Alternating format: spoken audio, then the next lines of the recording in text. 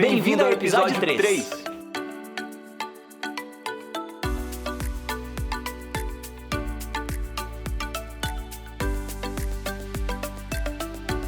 Olá, nós estamos aqui para falar da ABC2. A Associação Brasileira de Cristãos na Ciência é uma plataforma, é um grupo de pessoas que está interessada nos temas relacionados do diálogo entre fé e ciência. Você talvez esteja no ensino médio e vai entrar na faculdade e se depara com assuntos que são aparentemente conflitantes. Talvez esse seja um bom lugar para você aprender e conhecer um pouco mais. Meu nome é Daniel Sobol, esse é o Bruno Porreca. Nós fazemos parte do grupo de Curitiba. Bruno, tem conflito ciência e fé? Não. Esse é um dos grandes mitos mais difundidos que existe, que muitas vezes predomina na universidade, que muitas vezes você vai ouvir do seu professor e às vezes você ouve até dentro da igreja. Mas não existe esse mito, essa é uma questão que nós, o nosso grupo, gostamos de quebrar. Nós queremos justamente mostrar que a nossa fé, ao invés de prejudicar o empreendimento científico, ela é algo justamente que enriquece e nos dá justamente um crivo crítico para a gente conseguir apreciar melhor tanto o empreendimento científico quanto as próprias teorias e abordagens que a gente encontra dentro da universidade. Tá? Lembrando que o nosso grupo ele é interdisciplinar, então nós temos pessoas de diferentes áreas, gente de exata, gente de humana, gente de sociais aplicadas. Ele também é interdenominacional, envolvendo gente de diferentes tipos de tradição cristã. A sede da ABC2 ela fica em Belo Horizonte. Tá? Nós somos os representantes do grupo local, nós temos mais de 60 grupos espalhados pelo Brasil todo. E o nosso grupo aqui ele tem as suas próprias peculiaridades. Nós nos reunimos normalmente uma vez por mês, tá? Que é o tempo que dá para conciliar a agenda de todo mundo, aos sábados pela manhã, mas nós temos um grupo de WhatsApp bem ativo, onde a gente compartilha bastante conteúdo, rola alguns debates diferentes também. Lembrando que o nosso foco maior é justamente entrar nesses tipos de debate que muitas vezes você não encontra, às vezes, espaço para conseguir abordar. Tipo, estou com dificuldade em tal perspectiva, ou tal pegada teórica, ou em tal questão que está aparecendo, eu não consigo lidar com isso, tenho um conflito com o meu professor e tal. Nós gostamos justamente de abordar esse tipo de tema. A nossa brincadeira interna é que nós somos nerds cristãos, né? Um bando de nerd que gosta de conversar sobre essas temáticas justamente de exploradas. Agora disso, Sobol, como que a gente faz para poder participar de um grupo da BC2? Pois entre no site do Cristãos na Ciência e descubra lá quais são os grupos que estão perto de você, inclusive se você está fora de Curitiba, né? Aí você encontra o endereço para você fazer parte tanto do grupo de WhatsApp quanto saber da agenda de programações. Quem vem nas nossas reuniões descobre que nós, na verdade, gostamos de estar juntos, gostamos de conversar sobre o assunto e ninguém passa a ser um expert no assunto, portanto, você tem voz, você pode fazer suas perguntas, mostrar suas dúvidas, inclusive com relação à sua fé, e nós não assumimos nenhuma posição das que são críticas hoje, acreditar nisso me parece que é contundente com a minha fé. Nós cremos simplesmente em sermos cristãos que estamos gostando de aprender um pouco da ciência e das implicações que ela tem para a nossa fé. Todos são muito bem-vindos para participar, tá? Você não precisa ser um universitário, um acadêmico, um pós-doutor para poder vir participar dos nossos encontros. Você é líder, você tem seus filhos adolescentes, você tem curiosidade, é um temática que você sempre gostou de ler, você é bem-vindo para poder participar. Participe!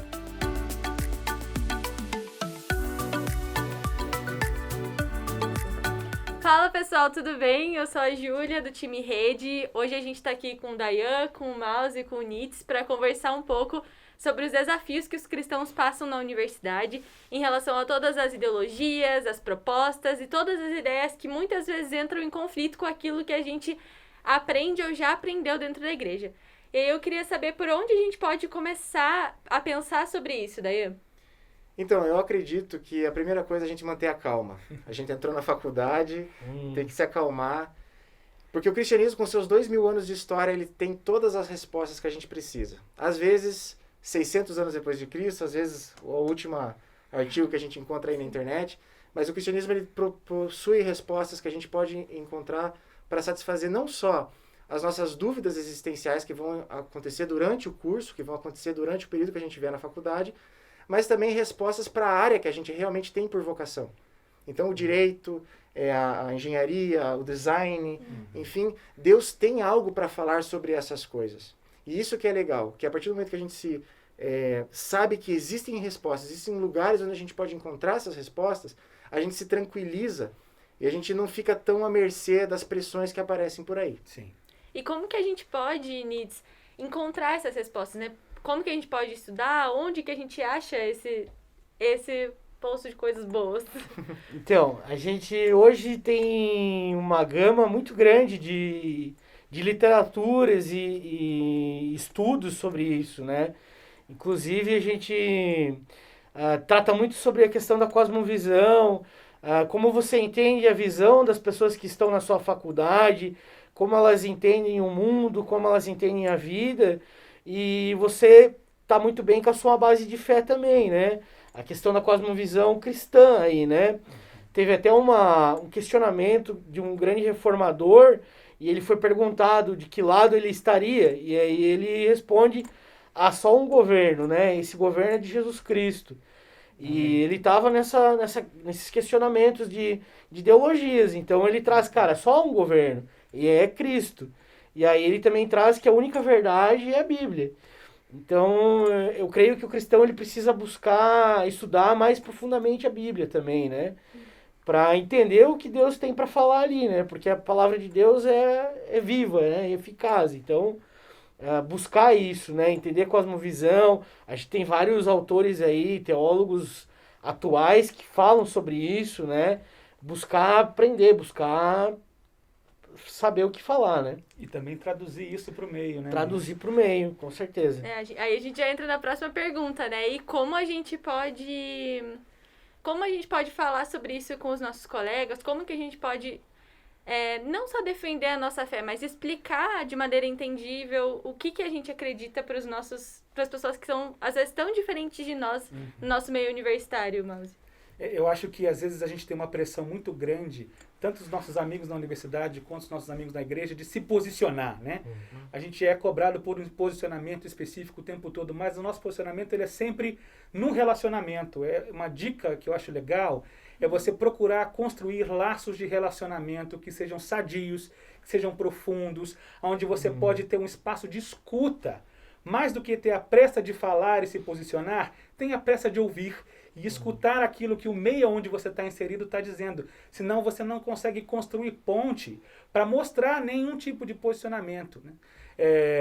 Nós conversávamos antes e para nós é muito interessante perceber o quanto que quando a gente chega na universidade já é necessário desconstruir uma série de imagens negativas em relação ao evangelho, em relação à igreja. Sim. E a gente não consegue desconstruir isso só na via do debate. A gente precisa ter relacionamentos sadios, né? Relacionar-se é também posicionar-se em alguma medida, né? E ajuda a gente a fazer essa tradução. Ouvir o que o Espírito diz e ouvir o que os nossos amigos estão dizendo também. Senão não tem acolhimento, não tem humildade. Me parece que a gente precisa aprender muito bem com esse evangelho de humildade e serviço. E essas expectativas de vencer no debate, de vencer uma disputa, elas são muito competitivas e nos afastam, às vezes, da proclamação de um evangelho de serviço de humildade. Então, no final, a questão não é a gente estar certo ou a gente provar o nosso ponto, mas é a gente mostrar com a nossa vida para as pessoas, estando de acordo com o nosso discurso, o que é o amor de Cristo e como Jesus ele tem realmente essa resposta para todas as questões da nossa vida, né? Então, muito obrigada, pessoal, por participarem com a gente. Obrigada pelas contribuições de vocês. E a gente se vê nos próximos blocos.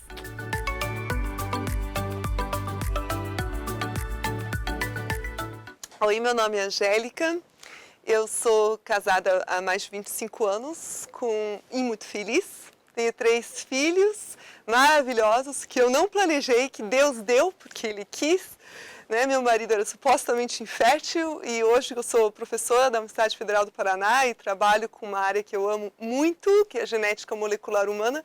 Eu brinco com os meus alunos que o cúmulo do milagre é pedir para o teu marido supostamente infértil fazer vasectomia. porque isso de fato aconteceu. E eu também posso dizer com todas as letras que ter filhos não destrói uma carreira acadêmica. Pelo contrário, só te estimula. A melhor decisão que eu tomei na minha vida foi entregar tudo integralmente para Jesus. A minha vida é para Ele, eu vivo por Ele, para Ele, através dEle, todas as coisas são para Ele. E hoje eu quero compartilhar com vocês como eu venci uma das maiores barreiras na minha vida, que eu acredito que é uma das maiores barreiras que nós temos para testemunhar. E é o medo. Quando eu estava no ensino médio, segundo ano, segundo grau, fiquei mega feliz porque eu fiz amizade com pessoas que não conheciam o meu contexto. Então, eu estava muito livre, leve e solta. Eu pensei, não preciso que eles saibam que eu sou cristã. Na segunda semana, uma das pessoas dentro da sala, em sua casa, se suicidou. Aquilo acabou comigo porque eu pensei, ele pode estar hoje, totalmente e para sempre, perdido por minha causa. E eu chorei muito. E eu falei para Deus, faça o que for preciso, mas que todos saibam, não me importa o preço que eu tenha que pagar, o verdadeiro caminho para ti. E na outra semana, praticamente foi na outra semana já, o professor de biologia, e eu sou bióloga, então eu amava a aula dele, estava dando aula de gametogênese, ele dividiu a palavra, ele gostava de saber a etimologia das palavras, e perguntou para uma pessoa que era loira que nem eu na sala, carinha de luterana, você que tem cara de quem lê a Bíblia, o que é Gênese? E ela não sabia. E aí ele perguntou para a turma inteira, e eu pensei assim, né, lógico, início, né, e levantei a mão, e nisso, era início mesmo, né, e toda a turma começou a dar muita risada, e o professor olhou para mim e falou, você lê a Bíblia? Eu falei que sim. Esse foi o start para um monte de outros agentes secretos lá naquela escola chegarem e a gente começar um grupo de estudo bíblico. E hoje eu aprendi o que significa também aquele versículo onde Jesus mesmo diz, nenhum servo é maior do que o seu Senhor. Está em João 15, 20. Se perseguiram a mim, perseguirão a vós. Se guardaram as minhas palavras, guardarão as vossas. E eu aprendi que vale a pena sofrer o que for necessário por amor a Ele. Eu já passei por muita perseguição, mas eu aprendi que não é necessário se defender quando a gente tem a Ele. Que a melhor arma que a gente tem como filho dele é o amor. E uma das pessoas que mais me atacou já na internet, que isso já aconteceu há alguns anos atrás, eu posso dizer que mora no meu coração. Várias outras também. Eu aprendi que quando Jesus disse que se alguém te bate na face, ofereça outra, não significa você dizer assim, pode bater aqui também, mas significa não se defender. Você ser tão apaixonada pela pessoa, se desejar tanto a salvação dela, se desejar tanto a cura dela, que você não se importa mais com você. E isso de fato aconteceu comigo. Eu posso dizer para vocês que o vencer o medo de ser rejeitado, né, e a autoproteção, o desejo de se autoproteger, é uma das armas mais poderosas que a gente tem para viver um testemunho eficaz e para permanecer vigilante onde quer que você esteja. E eu queria deixar essa mensagem com vocês. Grande beijo.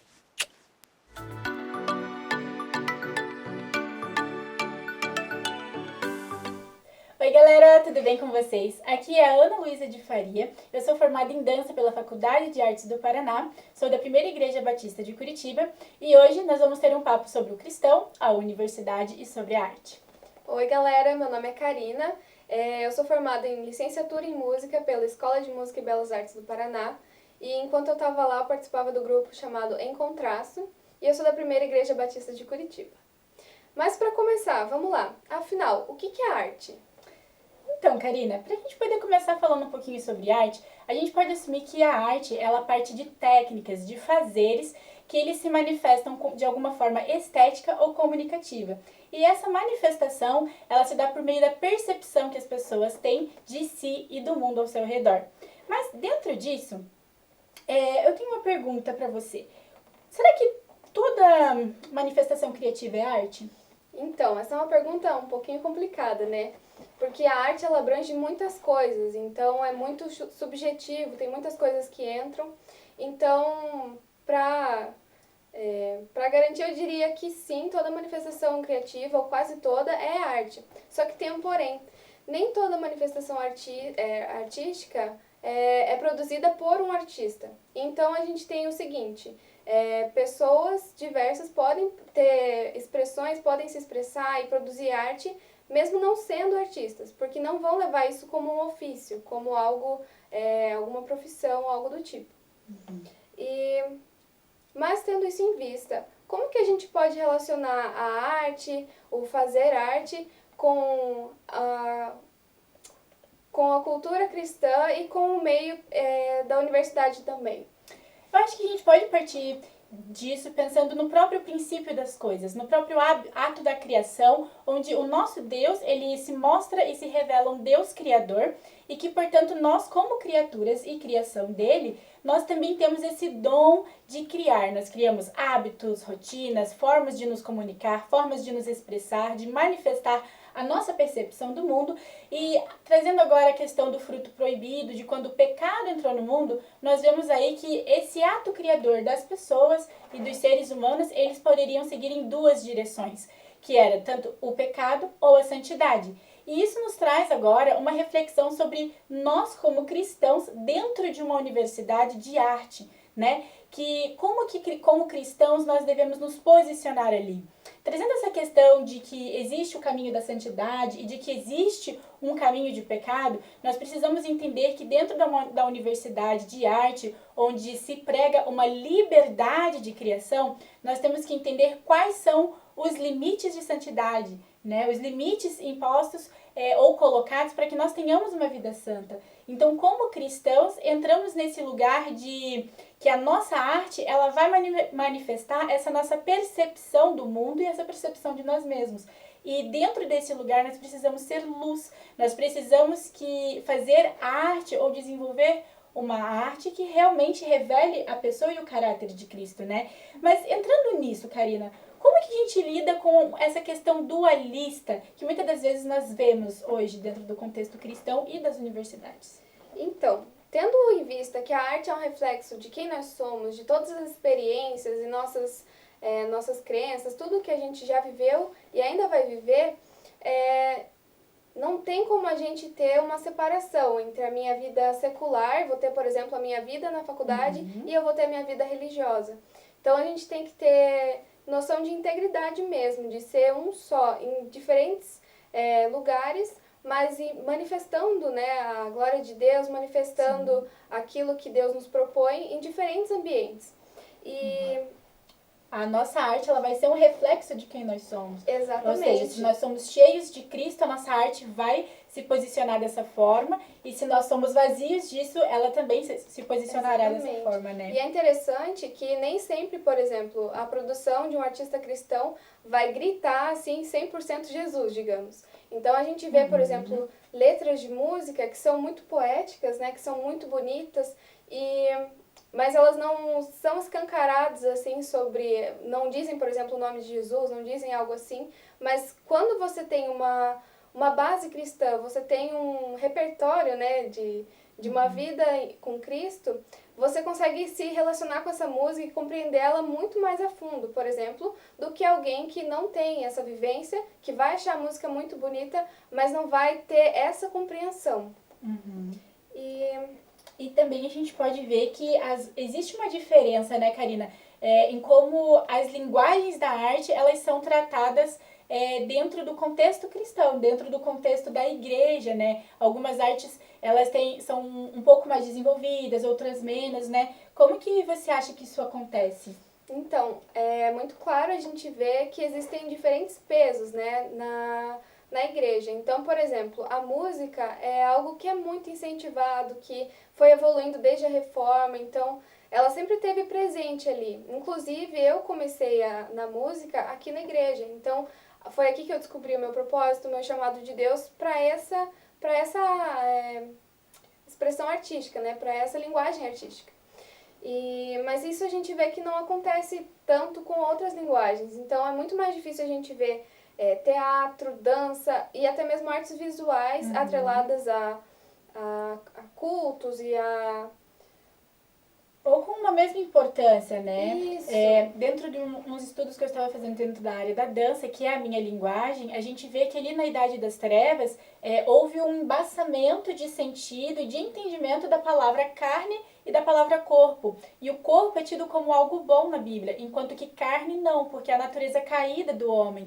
Então houve essa confusão de sentidos e nas ações de reformas, na prática religiosa que estava ocorrendo nesse período, tudo aquilo que tinha um corpo físico, tudo aquilo que tinha uma fisicalidade, um corpo, eles remetiam como carne, eles entendiam como carne. E nessa vibe aí, vai, tipo assim, a dança entra junto, as artes visuais, por quê? Porque não era tido como coisas do espírito.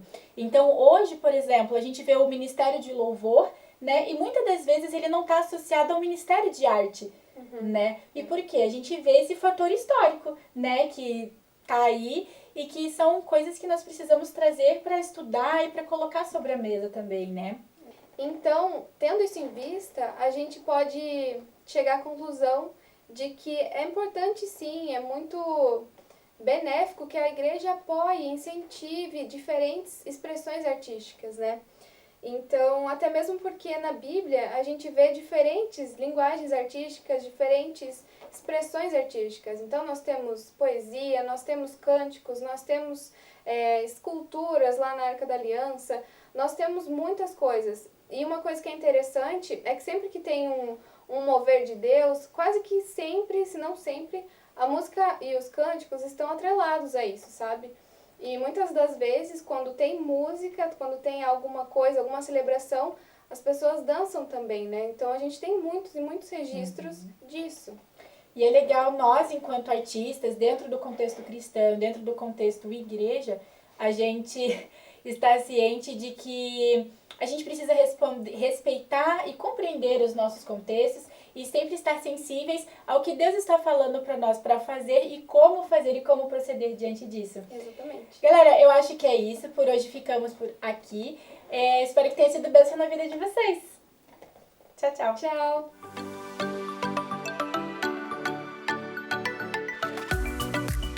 Uau, galera, que papo legal nós tivemos hoje. Pena que nosso tempo já está chegando ao fim. Mas eu tenho ainda 3 desafios para você, beleza? Desafio número 1. Você vai pegar o contato daquela pessoa que, de repente, faz um tempo que você não conversa, aquela pessoa da tua turma que você não conversa muito, e você vai mandar uma mensagem para essa pessoa. E você vai perguntar como que ela tá nessa pandemia, perguntar se ela tem um pedido de oração. Esse é o desafio que eu diria o mais easy, né? O desafio número 2 é o desafio um nível mais hard. No caso, o desafio número 2, você vai fazer uma chamada de vídeo inesperada para alguém que de repente você não conversa faz um tempo, alguém lá da tua turma, né? Para ver como essa pessoa está nesse tempo de pandemia e oferecer uma oração para essa pessoa e mostrar que você se importa com ela e que Jesus se importa com ela. E tem ainda o desafio número 3. Então, a gente conheceu hoje o pessoal dos Cristãos na Ciência, a galera da BC2, e eles têm as redes sociais. Então, você não pode terminar de assistir esse vídeo e não seguir eles lá nas redes sociais. Então, segue lá a BC2, lá no Instagram, se inscreve no canal dos Cristãos na Ciência, lá no YouTube. E, dentro disso, o desafio número 3, você vai fazer o seguinte: você vai ver um vídeo do pessoal dos Cristãos na Ciência, lá do canal dele do YouTube, ou eles gravam alguns podcasts em parceria com o pessoal do Bibotalk. Então você pode entrar lá no bibotalk.com, procurar Cristãos na Ciência, ouvir um podcast deles e você vai compartilhar nos seus stories aquele podcast que mais fará ao seu coração. Legal? Então você precisa fazer isso e compartilhar com o @rede e o @abc2, para que a gente possa recompartilhar também. Bom, agora para a gente finalizar esse tempo, eu gostaria de orar por você que esteve com a gente. Amém? Deus, em nome de Jesus, eu abençoo a vida de cada pessoa que esteve com a gente, assistindo esses bate-papos. que de verdade eles sejam encorajados a viver o chamado e o propósito do Senhor para a vida deles, onde o Senhor tem inserido eles. Seja em qual curso, em qual universidade for, que eles estejam focados e centrados no Senhor. Em nome de Jesus. Amém. Deus abençoe. Continua com a gente.